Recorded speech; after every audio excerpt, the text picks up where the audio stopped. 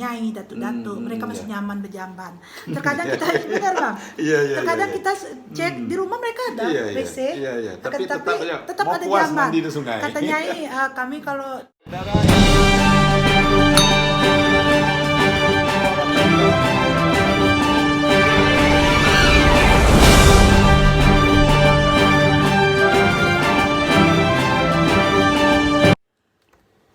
Assalamualaikum warahmatullahi wabarakatuh. Salam sejahtera buat kita semua. Saudara, saat ini saya sedang berada di kediaman Ibu Hajah Masnah Busro. Beliau adalah Bupati Kabupaten Muaro Jambi, Provinsi Jambi. Bupati yang paling cantik di Provinsi Jambi. amin. Karena satu-satunya buat Bupati wanita. Ibu Bupati, apa kabar Ibu Bupati? Alhamdulillah baik semua. Alhamdulillah, Assalamualaikum sehat ya. Sehat. Assalamualaikum warahmatullahi wabarakatuh semua. Oke, pemirsa sekalian, sengaja hari ini saya ingin berbincang santai dengan Ibu Bupati masalah desa wisata Kabupaten Muaro Jambi. Sebagaimana kita ketahui bahwa situs percandian atau cagar budaya Muaro Jambi yang luasnya lebih kurang 260 hektaran ya. Dan 110 candi, 8 diantaranya sudah dipugar, adalah warisan budaya yang sangat luar biasa. Dan ini adalah objek wisata sejarah yang menjadi andalan Provinsi Jambi, khususnya Kabupaten Muaro Jambi. Pada bulan Mei 2017 lalu, Desa Muaro Jambi yang terletak dalam kawasan situs percandian Muaro Jambi itu diresmikan oleh pemerintah menjadi desa wisata. Kan begitu, Bu? Betul. Nah, dalam kesempatan ini kita ingin tanya nih sama Ibu Bupati. Pertama, di mata Ibu Bupati, situs cagar budaya Candi Muaro Jambi ini seperti apa? Alhamdulillah Muaro Jambi diberikan Allah sangat luar biasa anugerah. Potensi luar biasa. Candi Muaro Jambi ada di sana, yang mana candi ini candi tertua, dan alhamdulillah kemarin juga sudah ditetapkan menjadi tempat wisata, kawasan wisata, dan juga sekarang juga lagi kita mengajukan ke UNESCO untuk diakui sebagai warisan dunia. Oh, dalam proses itu? Dalam proses, karena lagi menentukan zonasi yang belum selesai, tapi insya Allah dalam waktu dekat kita akan selalu dorong support pemerintah provinsi. Hal apa yang belum membuat dia masih belum selesai sekarang proses di UNESCO? Ini kan udah lama nih ya? Betul. Zonasi, karena zonasi. Karena candi ini sangat luas sekali, sampai ke ratusan hektar. Candi ini 3.900 hampir 4.000 hektar lebih. Hampir 4.000 hektar. Iya. Itu katanya terluas se-Asia Tenggara kan? Betul. Masuk di beberapa kecamatan, termasuk Kecamatan Jaluko, ada juga di sana candi. Kecamatan Morosebo, Jaluko, ada di Kumpe. Di Kumpe sampai ke Kumpe. Ada juga Taman Rajo. Itu Taman Rajo masuk wilayah itu. Iya, karena ada Kemingking. Nah, di Kumpe ada di Sogo. Di Sogo itu ada Sogo juga. ada juga. Dan di Jaluko itu seperti di Desa Pengatang Biring. Iya. Itu ada juga situs candi di situ, walaupun kecil gitu. Nah, makanya ini akan selalu kita support, kita dukung supaya pemerintah pusat dan provinsi untuk mendorong supaya diakui menjadi warisan budaya. Hal apa yang paling menjadi kendala utama dalam proses pengembangan ini, Bu, selama ini? Misalnya masalah infrastruktur, kemudian masalah istilah kalau di ekskavasi ya. Ini apa? Kendala utamanya apa ini? Pendanaan? Kendala gini, ini kan dikelola oleh BPJB. Nah, terus pemerintah daerah juga ada bisa membangun di situ, akan tetapi ditentukan. Ditentukan, misalnya apa yang kita bangun, bangun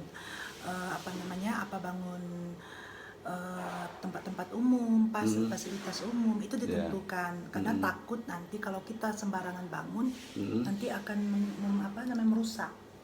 Karena kan monoponya banyak.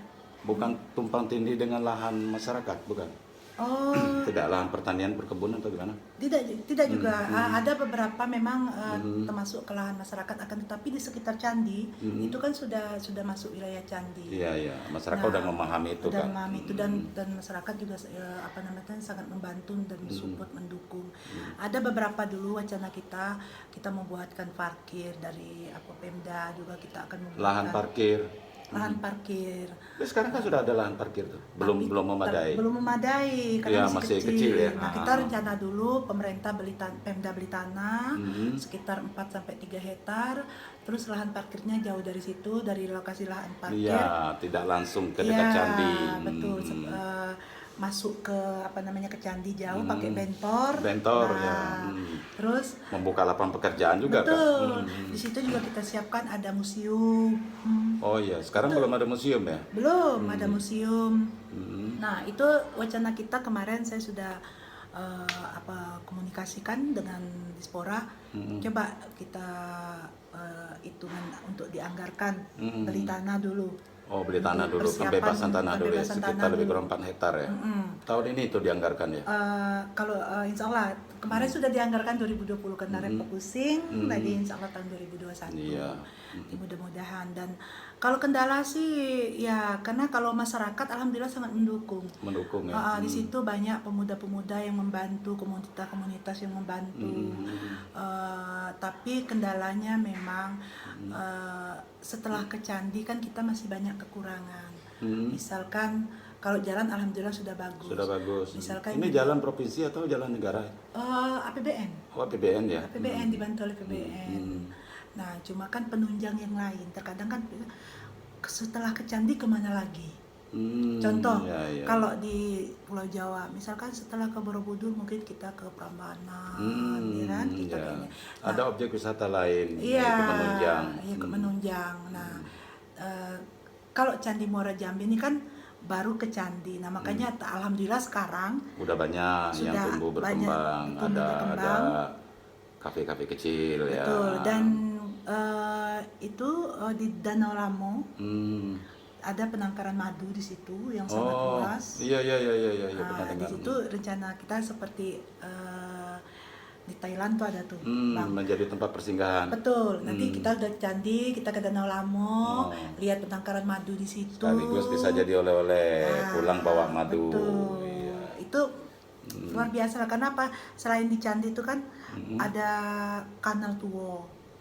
Karena Kanal Tuo itu nanti kita Istilah arkeologi itu kanal purba ya. Nah, kanal itu nanti bisa kita dam, airnya kita atur, itu bisa kita buat kayak floating market, bisa berperahu di situ. Iya.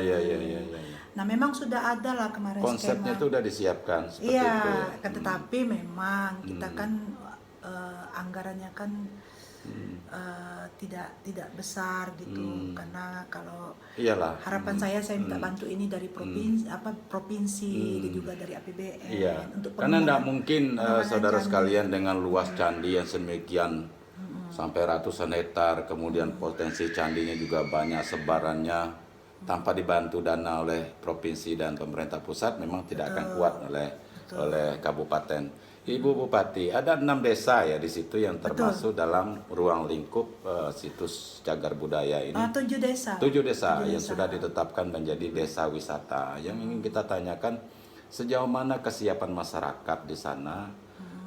Atau mereka tahu enggak kalau ini desanya dijadikan desa wisata dan apa yang harus mereka lakukan? Iya, kalau di desa sekitar situ, Bang, kemarin mereka anak-anak muda di sana, kepala desanya, warganya, ada yang kemarin Lubuk Penyengat, ada juga kemarin kawasan wisata Berumo gitu. Mereka juga menyadari mereka juga membantu di situ. Ya, Karena Berumo nih saudara sekalian ini bahasa Jambi yaitu bersawah. Iya, bersawah.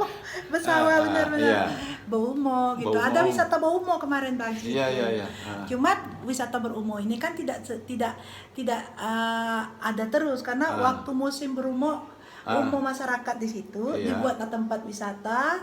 Di situ masyarakat mau datang ke situ mau foto-foto Iya, atau iya, misalkan iya. lagi mau Melihat petani. iya, mau nuwe. Iya. Mencoba nuwe juga bisa di situ. Boleh, Kalau iya. nuwe tahu kan Bang? Iya, tahu lah. Manen padi. Iya, kita sama-sama orang dusun.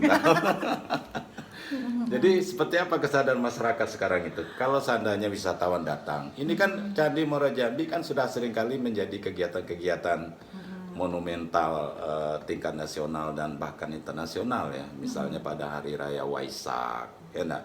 Seringkali para biksu juga mengadakan kegiatan di sana.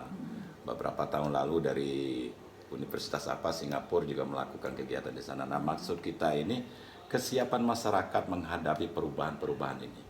Karena saya akan juga tanya nanti seperti apa dampaknya bagi masyarakat terutama dari sektor perekonomian. Nah, ini mampu tidak meningkatkan perekonomian masyarakat dengan dijadikan ini menjadi desa wisata.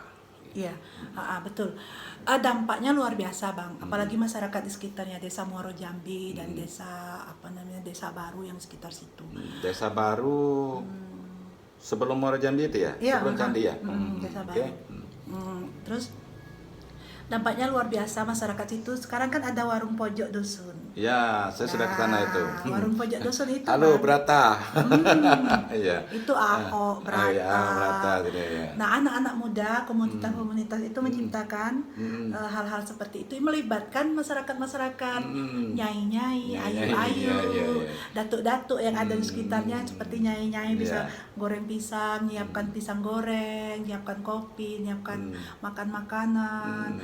Nah, makanya itu mereka setelah ke candi, bermain ke candi, bisa istirahat di situ. Bisa istirahat di warung pojok minum dusun, kopi minum kopi dusun gitu kan. Nah, dan juga kalau misalkan mau makan-makan di situ, bisa disiapkan Bang. Itu nggak telepon aja, itu ada telepon Brata atau ada homestay di situ. Ada. Seandainya nanti misalnya ada turis ingin nginap di sana, itu gimana? Karena hotel kan jauh nih. Ada Bang. ya. Disiapkan di rumah tempat-tempat warga lah disiapkan. Oh gitu ya. Sudah disiapkan. Jadi kalau misalkan mereka mau mau makan merawang Bang kalau bahasa Jambi. Makan merawang. Kalau makan bersama-sama, iya. Kalau mau makan merawang, lauk khas Jambi, pucuk rotan, senggung ikan tomat. Nah, ini saudara sekalian, khususnya penonton di luar Jambi, ini pucuk rotan. Tahu rotan ya, pucuk rotan ini bisa dijadikan sayur-sayuran ya, dan enak. Nah, kalau mau coba nanti datang ke Muara Jambi, temui Ibu Bupati. Terus disiapkan pucuk rotan, itu digulai, direbus. Iya, ikan toman juga banyak. Ikan toman itu disenggung. Waduh. Terus sambalnya sambal macam. Iya. Dan bisa nanti minta siapkan. Kalau misalkan di luar Jambi, kami pengen cicip khas makanan daerah setempat, bisa dipesan. Itu tinggal Brata dan grup-grup komunitas-komunitas ditelepon, siapkan masakan khas Jambi, pucuk rotan, senggung ikan disiapkan. Iya. Ibu, dengan adanya ini menjadi kawasan cagar budaya, artinya masyarakat sekitar kan tidak terlalu bebas untuk memanfaatkan lahan di situ. Karena itu sudah menjadi lahan negara kan begitu.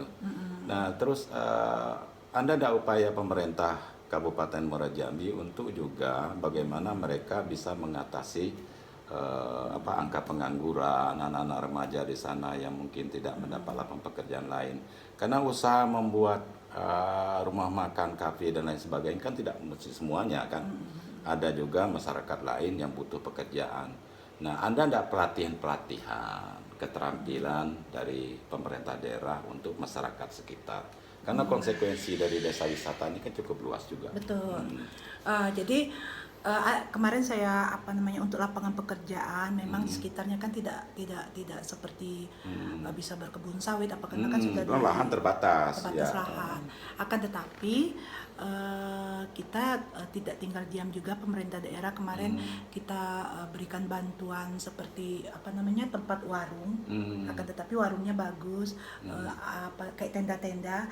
Jadi ibu-ibu atau masyarakat sekitarnya mau berjualan di situ silahkan. Dan juga ada stand-stand. Kemarin ada juga kita dibantukan stand-stand untuk berjualan. Dan pemuda-pemudanya juga alhamdulillah mereka kreatif anak-anaknya. Makanya saya dengan dengan adanya lahan lain, lahan parkir dan museum itu sangat luar biasa, karena itu nanti di lahan parkir ke candi itu, mau ke candi kita setidaknya 1 kilo baru ke candi. 1 kilo itu kita naik bentor. Nah di situ kan masyarakat nanti bisa kita untuk menambah lapangan pekerjaan lah ya. Pekerjaan. Termasuk barangkali masih kurang ini masalah cindera mata, Bu. Betul. Bulan lalu kan saya ke sana bawa kawan-kawan juga ada datang dari luar daerah. Nah, keluar mereka salah satu diantaranya yang mohon maaf, pertama lapangan parkir, kemudian ya toilet, musola yang sangat tidak memadai. Lalu ada satu hal, ini kan tidak jauh dari Sungai Batanghari ini, Desa Muara Jambi. Nah ini masih banyak jamban-jamban yang memang masih tidak enak dilihat oleh mata gitu. Nah ini bagaimana Bu? Sosialisasi ke masyarakat di sana agar tidak lagi menggunakan jamban di sungai. Ya, kan kita sudah Ini kan menyangkut masalah kesehatan juga nih. Betul, kemarin kan kita sudah terapkan juga Germas, Gerakan Masyarakat Sehat. Itu Dinkes turun ke bawah. Terus saya kemarin sampaikan masyarakat supaya lebih kesadarannya lebih ditingkatkan, karena jamban itu kan sudah tidak layak lagi. Karena di situ airnya juga nanti bisa kotor. Dan bisa dan tidak nilai estetikanya kurang. Betul. Nah, akan tetapi kita menghilangkan itu tidak mudah, Bang. Kenapa? Ada beberapa seperti zaman-zaman dulu kan masih nyai-nyai, datuk-datuk, mereka masih nyaman berjamban. Terkadang kita benar, Bang. Terkadang kita cek di rumah mereka ada WC. Tapi tetap ada jamban. Kata nyai, kami kalau di WC kurang ini. Nah, itulah sekarang nih kita macam mana meningkatkan kesadaran bahwa enak kalau ada WC di rumah di rumah, gitu. Sebenarnya kalau tidak menyangkut masalah kebersihan, buang air diambil di sungai, ini jamban kan bisa dimodifikasi, Bu, bisa dibikin cantik gitu kan, tapi tetap saja tidak etis ya. Nah, jadi kajang laku. Kajang laku. Ada jamban kajang laku nanti. Jadi Pak Kades Muara Jambi ini saya juga sudah ketemu Ibu Bupati, barangkali masalah jamban Pak Kades mungkin bisa mensosialisasikan ke masyarakat bagaimana mengurangi tahap demi tahap untuk tidak lagi menggunakan jamban di pinggir Sungai Batanghari. Nanti kalau turis datang dari luar kan mereka aneh.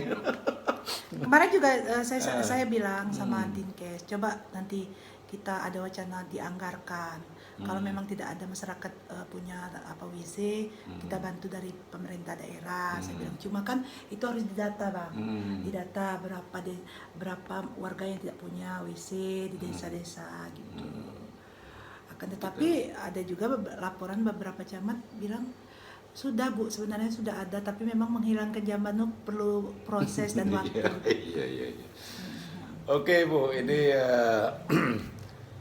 masalah Candi Muara Jambi ini kan potensi yang sangat luar biasa. Dan posisinya ada di Kabupaten Muara Jambi, dan ini tidak bisa diciptakan. Betul. Ini tidak bisa dibuat-buat, kalau dibuat bukan candi lagi namanya gitu kan. Nah, sekarang ini bagaimana upaya pemerintah, khususnya pemerintah Kabupaten Muara Jambi, memanfaatkan ini dari sisi untuk merekrut para wisatawan dari luar. Upaya-upaya apa saja yang akan dilakukan, yang sudah maupun yang akan datang, misalnya ingin membuat event-event tertentu sehingga menjadi daya tarik wisatawan lokal lah dulu dari kota Jambi untuk bisa berbondong-bondong ke sana gitu. Jadi, Bang, kemarin kita sudah kayak billboard, promosi-promosi itu penting juga, Bang, memberitahukan, apalagi di bandara itu kemarin saya bilang coba kita anggarkan untuk billboard. Di situ ada gambar Candi Muaro Jambi. Jadi orang turun dari bandara. Ya, promosi harus ditingkatkan. Oh, di Jambi ada ini ya, ada apa namanya? Ada candi ya, disebutkan aja berapa kilometer dari kota Jambi gitu. Juga kemarin saya minta Dispora Dinas Pariwisata untuk bekerja sama dengan hotel-hotel supaya membuat brosur-brosur. Di situ ada candi-candinya. Nanti kan kalau tamu-tamu nginap dilihat brosur, oh ada candi ya di Muaro Jambi. Nah, jadi memang kita berusaha supaya orang mengetahui Candi Muaro Jambi itu seperti apa. Karena apa? Kalau Candi Borobudur semua orang juga sudah tahu. Tapi kalau Candi Muaro Jambi banyak yang belum tahu. Ya, dan ini kan sangat spesifik ya, warisan Melayu kuno ini sangat spesifik dan memiliki daya tarik tersendiri gitu kan. Dari sisi sejarah banyak hal yang bisa diceritakan di sana. Gitu. Betul. Dan juga kita buat event-event kayak apa namanya festival candi ya. Terus kalau hari Waisak itu kan kita support semua dari Pemda, dan juga kalau ada acara kegiatan Pemda atau apapun kita lebih dorong ke candi supaya olahraga sepeda pun udah banyak ke sana kan. Ibu Bupati pun ikut sepeda namanya. Iya, Ada lagi Bu cerita Muaro Jambi? Iya. Harapan saya ke depan, ayolah masyarakat yang di Jambi maupun di luar daerah Jambi berkunjung ke Candi Muaro Jambi, candi yang sangat luar biasa, sejarah yang sangat tua di dunia, karena ini menjadi aset peninggalan sejarah yang tidak akan lekang dibuat oleh waktu. Jadi saudara sekalian, jadi mari kita support Ibu Bupati ini bagaimana situs Percandian Muaro Jambi yang letaknya memang di Kabupaten Muaro Jambi, tapi itu adalah milik masyarakat seluruh Indonesia bahkan dunia sudah mengetahui hal ini. Tinggal nanti bagaimana bisa memanfaatkannya secara maksimal, dan Ibu Bupati akan terus berupaya bagaimana Candi Muaro Jambi betul-betul menjadi sebuah daerah tujuan wisata, kawasan wisata yang menjadi tempat yang nyaman untuk disinggahi, khususnya kalangan milenial ini. Betul. Jadi ini akan terus dilakukan pembenahan. Oke, Ibu. Demikian perbincangan kami dengan Ibu Bupati, Ibu Hajah Masnah Busro tentang persoalan Candi Muaro Jambi. Mudah-mudahan informasi ini ada manfaatnya bagi kita semua. Lebih kurang kami mohon maaf. Wassalamualaikum warahmatullahi wabarakatuh. Waalaikumsalam warahmatullahi wabarakatuh.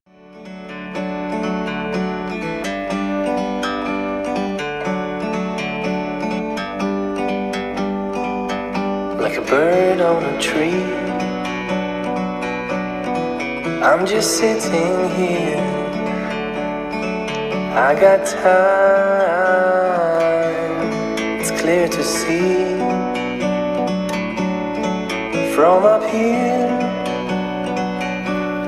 the world seems small. We can sit together. It's so beautiful, you and me. We're meant to be in the great outdoors.